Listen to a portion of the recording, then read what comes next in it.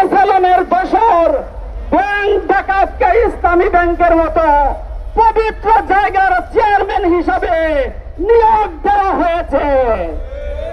আমরা ইসলামী ব্যাংকের 30 মিলিয়ন গ্রাহক আজকে পল্টনের এই ময়দান থেকে দায়িত্বহীন ভাষায় বলতে চাই, ইসলামী ব্যাংকের 30 মিলিয়ন গ্রাহক বেঁচে থাকতে, আমরা 1 ফোঁটা রক্ত বেঁচে থাকতে ইসলামী ব্যাংকের মতো পবিত্র জায়গায় খোরশেদ আলমকে বসতে দেওয়া হবে না, হবে না, এমন হবে না।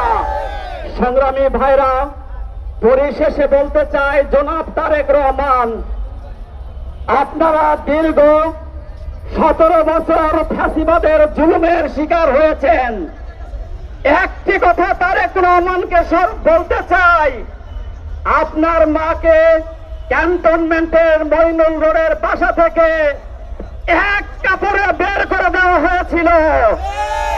সারা বাংলাদেশের মানুষ 3 বারের প্রধানমন্ত্রী আপসহীন জননেত্রীর সেই বেহাল দশা দেখে চোখের পানি ফেলেছে।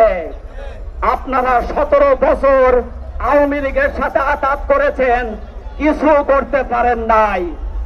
যাদের মাধ্যমে এই 5ই আগস্ট ঘটিন সংগঠিত হয়েছিল, আমি সালাউদ্দিন স্বরাষ্ট্রমন্ত্রীকে বলতে চাই, আপনারা এই মানুষগুলোর উপর আপনারা বন্দুকের নল চালাবেন না।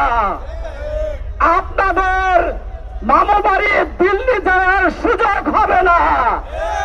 সংগ্রামী ভাইরা, সবাইকে ধন্যবাদ জানিয়ে আজকের এই